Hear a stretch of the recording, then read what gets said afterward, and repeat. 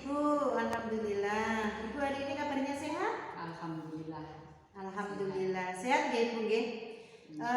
Izinkan Ibu, saya dari CGP Angkatan 9 ini ada tugas pengambilan keputusan berbasis nilai-nilai kebajikan sebagai seorang pemimpin. Pertanyaan saya yang pertama Ibu, selama ini bagaimana Ibu dapat mengidentifikasikan kasus-kasus yang merupakan dilema etika atau bujukan moral itu? Ya. Monggo Ibu. Terima kasih. Ini nanti saya jawab sebisa dan semampu saya.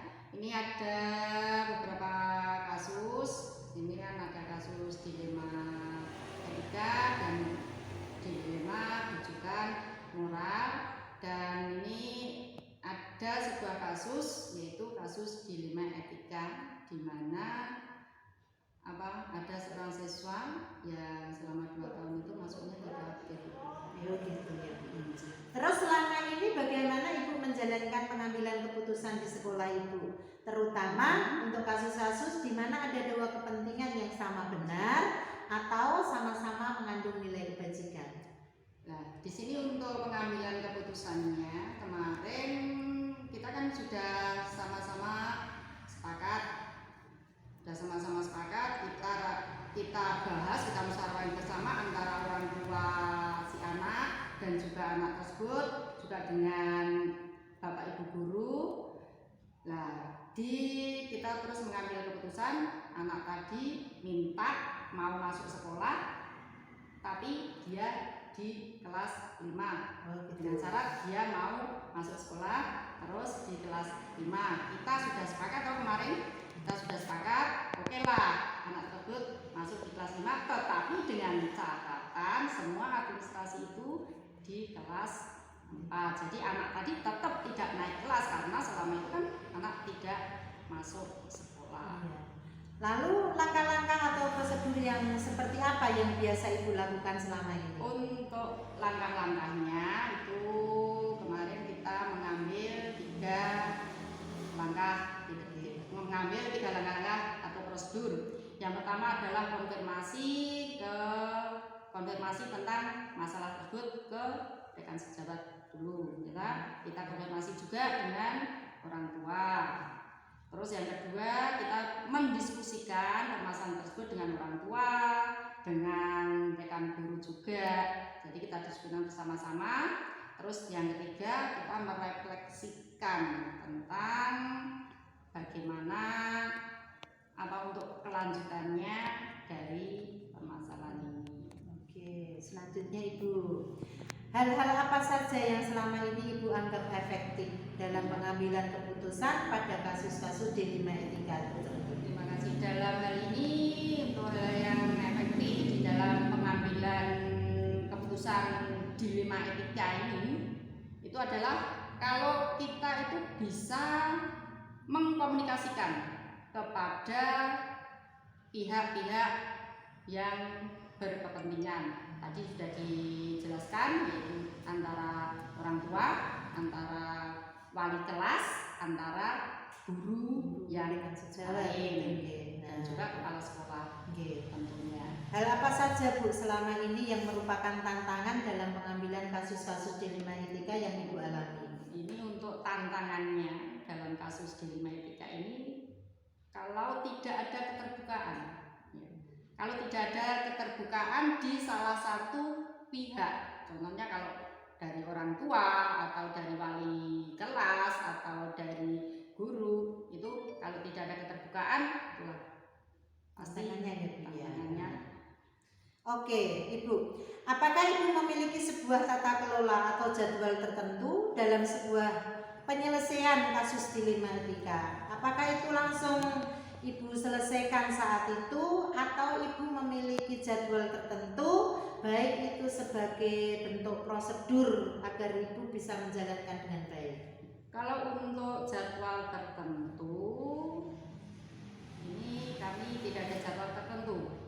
Tetapi kalau untuk prosedur, itu tadi ada 3 prosedur yang sudah saya sebutkan tadi. Itu 3 prosedur yang kita laksanakan.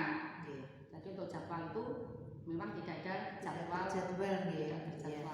dari sekian dilema etika tadi, adakah seseorang atau faktor-faktor apa yang selama ini mempermudah atau membantu Ibu dalam mengambil pengambilan keputusan dalam kasus dilema etika? Ini banyak sekali faktor, terutama ini untuk pengambilan keputusan ini, untuk mempermudah dalam pengambilan keputusan ini, faktor kepada atasan itu pasti.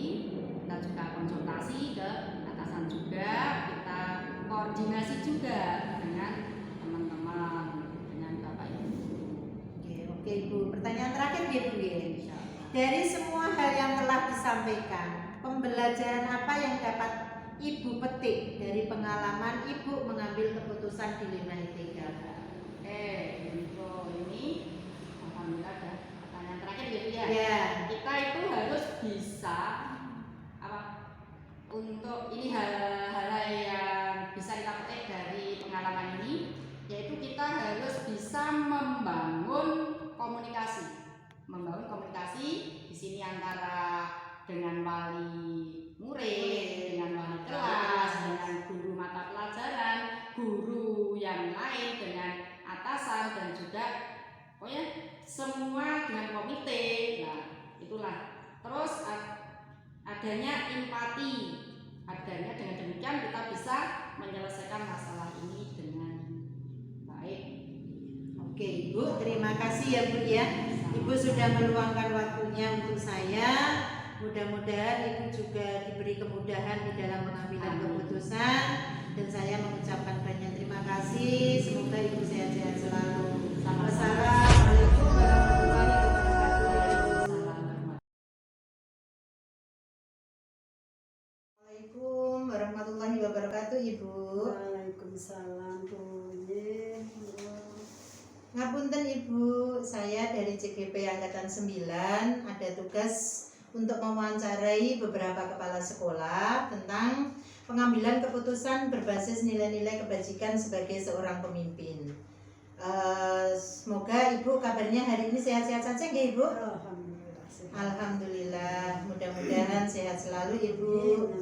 Izinkan saya Ibu bertanya, yang pertama Ibu, selama ini bagaimana Ibu dapat mengidentifikasikan kasus-kasus yang merupakan dilema etika atau bujukan moral di SDN Saren 1 itu Bu?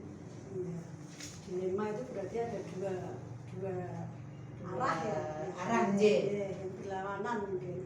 Ada yang benar dan benar, ada yang salah dengan benar Ibu.